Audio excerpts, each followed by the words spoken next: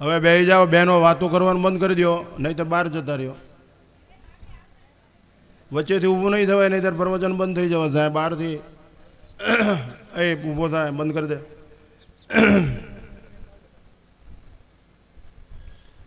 તમારે સાંભળવું હોય તો જ બોલવાનું, લારીનો માલ નથી. હું છેક દૂરથી અત્યારે રફ રોડ ઉપરથી આવ્યો છું, થાકી.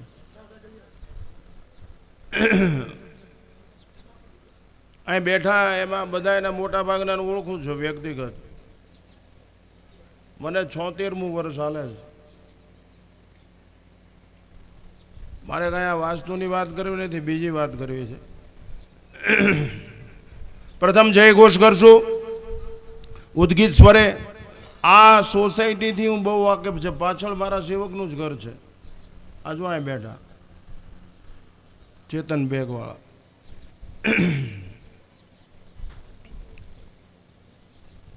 પ્રથમ જય ઘોષ કરશું. વિશ્વકર્મા ભગવાન કી, સનાતન ધર્મ કી, ગૌ માતા કી જય. નમઃ પાર્વતી પદે. હર હર મહાદેવ હર.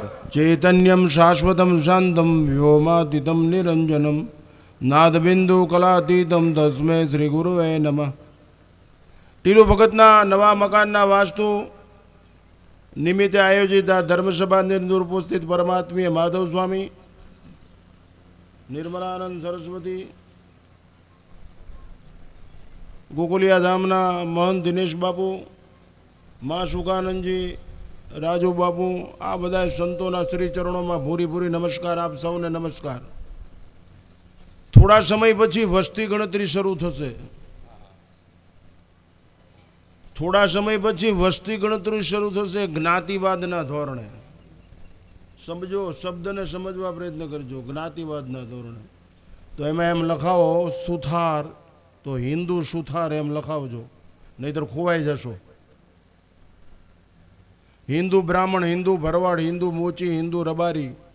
હિન્દુ શબ્દ પહેલાં લખાવવાનું ભૂલશો, નહીંતર વાસ્તુ લેવાનું બંધ થઈ જશે.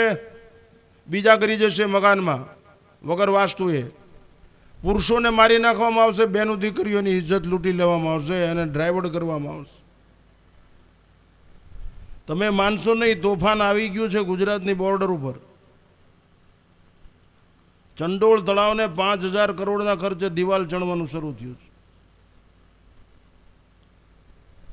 લશ્કર નહીં બચાવી શકે, પોલીસ નહીં બચાવી શકે, એટલી બધી વ્યવસ્થા જ છે એની સરકાર પાસે. તમારી પાસે જ. તમે શસ્ત્ર રાખતા શીખો. બહેનોને ખાસ કહું છું, તમે છરી રાખો. કાંઈ પણ વિચાર કર્યા વગર તમે વંદાન ગરોળથી બાથરૂમમાં બીઓ, તમે શું દેશનું રક્ષણ કરી શકતા? એ દેશની પ્રજાને શું કરી શકે? મારી ગાડીમાં હથિયાર છે, મારે હું પોતે હથિયાર રાખું. અમે અહિંસા પરમો ધર્મની વાતને સ્વીકારતા જ નથી. આતતાઈએ ને હણવામાં કાંઈ આજે જ્યાં બન્યું પહેલગામ, પૂંછ, અનંતનાગ, આ બધું અમે નજરે જોયેલું છે. હિન્દુ કહીને મારવામાં આવ્યા તો તમને હવે એવી રીતે મારવામાં આવશે. એકલા ભરવાડ, એકલા કોળી, એકલા બ્રાહ્મણ, એકલા કણબી, એમ નહીં. હિન્દુ કણબી, હિન્દુ ભરવાડ, પહેલા હિન્દુ. આ સોસાયટી કોની છે? મોચી રહે છે? ના, આમાં બધા હિન્દુ રહે છે. એવી ગાંઠ વાળીને જીવજો તો જીવી શકશો, નકર ખોવાઈ જશો. એટલે આ મકાન બધા હિન્દુઓના છે અને પૈસાની ભૂખના કારણે ગેરવ્યવસ્થા ઊભી કરીને મુફલીસ માણસોને વેચી દો છો. એવું ન બનવું જોઈએ. અને મોત તો એક વાર જ આવે, બાકી હોનું, ચેન, મકાન, ટીવી. અરે આ મશીન કપડાં ધોવાના આવી ગયા ને તે કોઈના ઘરમાં હારો ધોંકોય નહીં, શું મારશો તમે? અને બાયું તો બીન હાંકળ બંધ કરી દે, એના છોકરાને અંદર પૂર દે. એવા હિજડા જેવા દેશની શું રક્ષણ કરતા હતા? કુરકુરિયા ખાઈ ગયા હોય, આ પાન પરાગ ખાઈ ગયા હોય, પાઉંભાજી ખાઈ ગયા હોય, એ દેશનું ભલું કરી શકે ને એના કરતાં ગલુડિયા હારા કે અડધો રોટલો ખાઈને ભયંત ખરા. એટલે તમારી જાતને ઢંઢોળવાનો સમય આવી ગયો છે. બોર્ડર ઉપર દરેક ઘરની આગળ યુદ્ધ આવી ગયું છે. એટલે શાસ્ત્રની વિચારધારાને શસ્ત્રમાં પરિવર્તિત કરવી પડશે. સમજણનું જ્યારે હનન થાય, વિવેકની જ્યારે વિરોધ થાય, ત્યારે માણસે શસ્ત્ર ઉઠાવી લેવું જોઈએ. અને શસ્ત્રથી જ વસ્ત્રની વૃત્તિની સલામતી રહે. આકૃતિ તો જેવી જોરદાર હોવી જોઈએ કે કાળ ઉપર તૂટી પડી એમ તૂટી પડવું. ફરી વાર એક વાર વિનંતી, વસ્તી ગણતરી કરવા તમારી પાસે માણસો આવે. તમારા કુટુંબ સગાવાલા ઇષ્ટમિત્ર બધાને કહેજો હુતાર લખાવો ને, ભાઈ હુતાર જે લખાવો એ લુવાર હુતાર લખાવો, પણ આગળ હિન્દુ એમ લખાવજો. નહીંતર જુકી જુદી છત્રીઓ લઈને નીકળી પડશો ને, મોચી છત્રી લઈને નીકળે, કુંભાર છત્રી લઈને હોય ને, તો એ બધી છત્રીઓ કાગડો થઈ જશે. આ હિન્દુની મોટી છત્રી નીચે બધા આવી જાઓ એટલે એક એક કાગડો નહીં થાય, બધા બચી જશું. આ જરૂર છે. એટલે વાસ્તુ છે ને, આ મકાન છે, એમણે કીધું ને માનો ખોળો છે.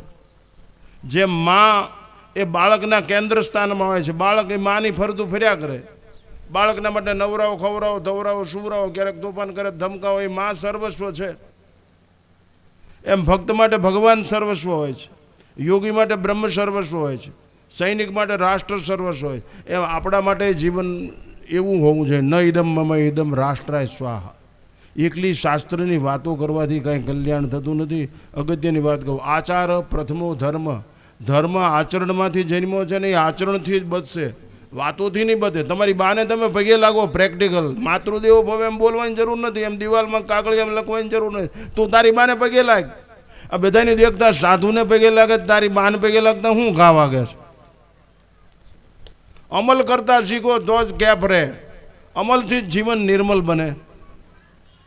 આપણી પરિસ્થિતિ શું છે? આપણી આસક્તિ વસ્તુમાં, મોહમાં છે, વિષયના રાગમાં છે. એટલે આપણી આસક્તિ છે એ ભગવાનમાં નથી, એટલે એ ભક્તિમાં પરિવર્તિત થતી જ નથી. આપણે અનાસક્ત સશક્ત થતા જ નથી, વિરક્ત થતા જ નથી. કપડાં બદલાવાથી કાંઈ થઈ જતું નથી, આકૃતિથી કાંઈ ફેરફાર પડતો નથી, વૃત્તિથી ફેરફાર પડે છે. એટલા માટે એ કામ કરતા શીખો કે વૃત્તિ બદલી નાખું. હું મારા માટે જીવું નહીં, હું રાષ્ટ્ર માટે જીવું. આપણે દેશની વિચારધારા પોઝિટિવ છે, હકારાત્મક વિચારધારા છે. વિશ્વકલનું કલ્યાણ ઈચ્છે છે, વસુદેવ કુટુંબકમની ભાવના છે, સર્વત્ર સુખીનો. આ પાણીના કુંડા બંધાય છે, અહીં પક્ષીઓને ચણ નખાય છે, ગાયને, ગરીબોને, બધાનું ધ્યાન રાખે. અહીં ગાંડાનું હોત ધ્યાન રાખવામાં આવે છે. એવો પોઝિટિવ હકારાત્મક દેશ છે. એ દેશની અંદર નકારાત્મક વિચારધારાઓ ઠોકી બેસાડવામાં આવે. એવું નૃત્ય પછી પાછું 1200 વર્ષ પછી શરૂ થઈ જાય અને તમારે બધાને નમાજ પડવી પડે. એના કરતાં અત્યારથી સમજી જાઓ, શસ્ત્ર રાખો. નહીં માનો તો પછતાશો તો કોઈ પછતાવો. તમને કોઈ નહીં બચાવી શકે. આત્માનંદ બાપુ કે એનો બાપ કોઈ નહીં બચાવી શકે. ધર્મ નહીં બચાવી શકે જો અમલ નહીં કરો તો.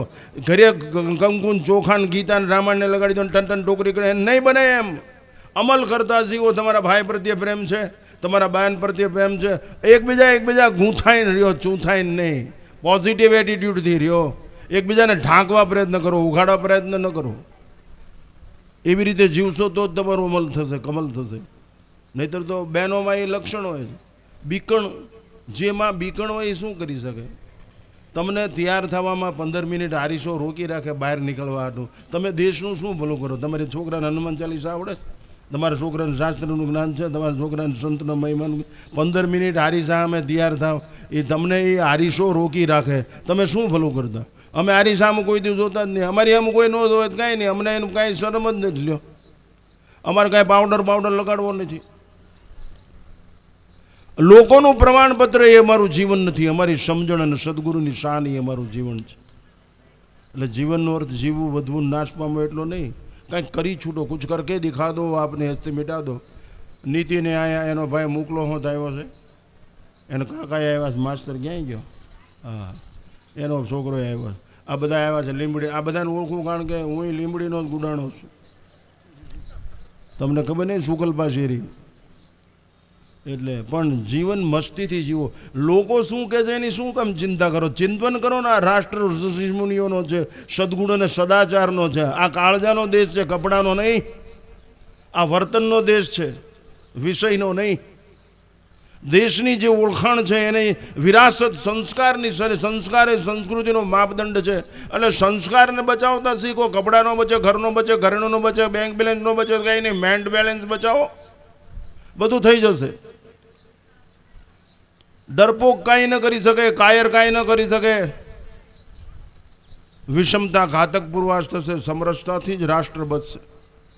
એટલા માટે ફરીવાર મારી વિનંતી છે કે જ્યારે વસ્તી ગણતરી થાય, તમને જ્ઞાતિ પૂછે પહેલાં કેવું જાતિ લખો, અમારી જાતિ હિન્દુ છે, જ્ઞાતિ ભલે મોચી હોય, ભલે કુંભાર હોય, ભલે બ્રાહ્મણ હોય. આ લખાવજો જ, નહીતર ગયું છત્ર માનજો. આ બધી મોનોપોલી છે, હારી જશો. સંગઠિત નહીં રહ્યો તો સુરક્ષિત નહીં રહ્યો, શિક્ષિત નહીં હો તો દીક્ષિત નહીં થઈ શકો, દીક્ષિત હશો તો જ સુરક્ષિત હશો, વિકસિત હશો. દીક્ષા એ પવિત્ર અગ્નિ છે બાપુ. દીક્ષિત થાઓ, રાષ્ટ્રપ્રેમી બનો, એ દીક્ષાની જરૂર છે. ધર્મપ્રેમી બનો, એ દીક્ષાની જરૂર છે.